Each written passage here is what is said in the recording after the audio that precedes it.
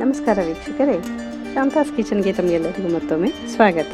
ಬೇಸಿಗೆ ದಿನಗಳಲ್ಲಿ ಚಪಾತಿಯನ್ನು ತಿಂದು ಬೇಜಾರಾದಾಗ ಉತ್ತರ ಕರ್ನಾಟಕದ ಸ್ಪೆಷಲ್ ಆದ ಮಾಲ್ದಿಯನ್ನು ಮಾಡಬಹುದು.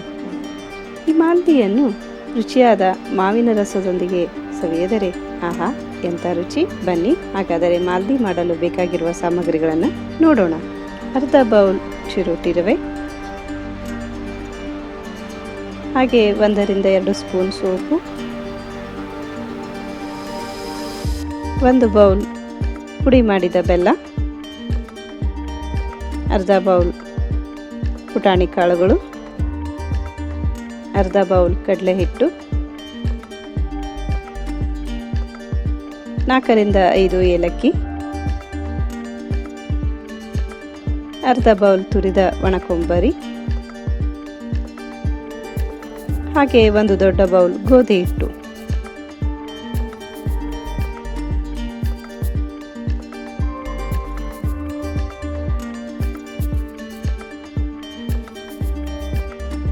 ಮೊದಲಿಗೆ ಪಾತ್ರೆಯಲ್ಲಿ 1 ಬೌಲ್ ಗೋಧಿ ಹಿಟ್ಟನ್ನು, ಹಾಗೆ ಚಿರೋಟಿ ರವೆ, ಅದರ ಜೊತೆ ಅರ್ಧ ಬೌಲ್ ಕಡಲೆ ಹಿಟ್ಟು, ಹಾಗೆ ರುಚಿಗೆ ತಕ್ಕಷ್ಟು ಉಪ್ಪನ್ನು ಹಾಕಿ ಹಿಟ್ಟನ್ನು ಚೆನ್ನಾಗಿ ಕಲಿಸಿಕೊಳ್ಳಬೇಕು.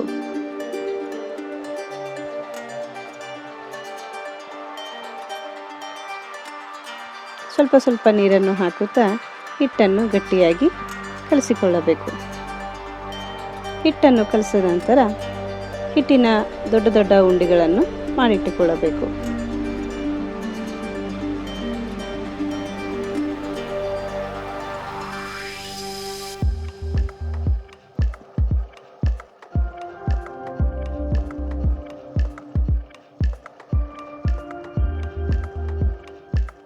ನೋಡಿ, ಈಗ ದೊಡ್ಡ ಗಾತ್ರದ ಗೋಧಿ ಹಿಟ್ಟಿನ ಉಂಡೆಗಳನ್ನು ಈ ರೀತಿ ಮಾಡಿಟ್ಟುಕೊಳ್ಳೋಣ.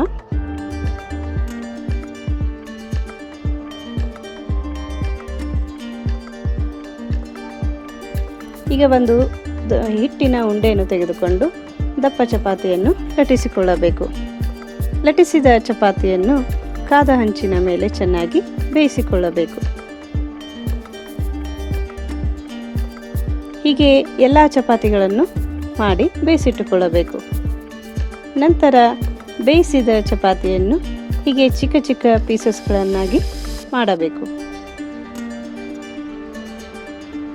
ಮಾಡಿರುವ ಚಪಾತಿ ಪೀಸಸ್ಗಳನ್ನು ಮಿಕ್ಸಿ ಜಾರ್ನಲ್ಲಿ ಹಾಕಿ ಸಣ್ಣಗೆ ಪುಡಿ ಮಾಡಿಕೊಳ್ಳಬೇಕು.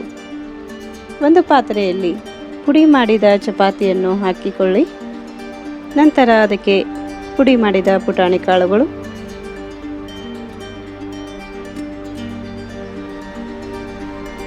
ಪುಡಿ ಮಾಡಿದ ಬೆಲ್ಲ,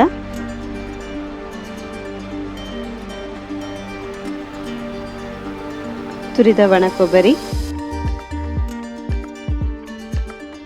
ಹಾಗೆ ಅರ್ಧ ಸ್ಪೂನ್ ಏಲಕ್ಕಿ ಪುಡಿ,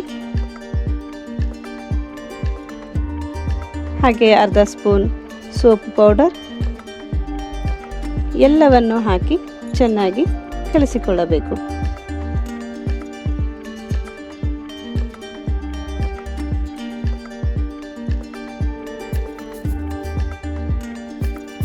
ನೋಡಿ, ಈಗ ನಮ್ಮ ಮಾಲ್ದಿ ಸಿದ್ಧವಾಗಿದೆ.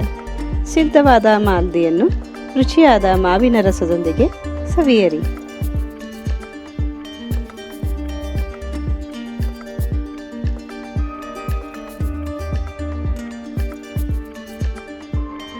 ಹೀಗೆ ಸರಳವಾದ ಸುಲಭವಾದ ಅಡುಗೆಗಳನ್ನು ಕಲಿಯಲು ವಿಡಿಯೋನ ಲೈಕ್ ಮಾಡಿ, ಎಲ್ಲರಿಗೂ ಶೇರ್ ಮಾಡಿ, ತಪ್ಪದೆ ಸಬ್ಸ್ಕ್ರೈಬ್ ಮಾಡಿ. ಎಲ್ಲರಿಗೂ ತುಂಬ ಧನ್ಯವಾದಗಳು.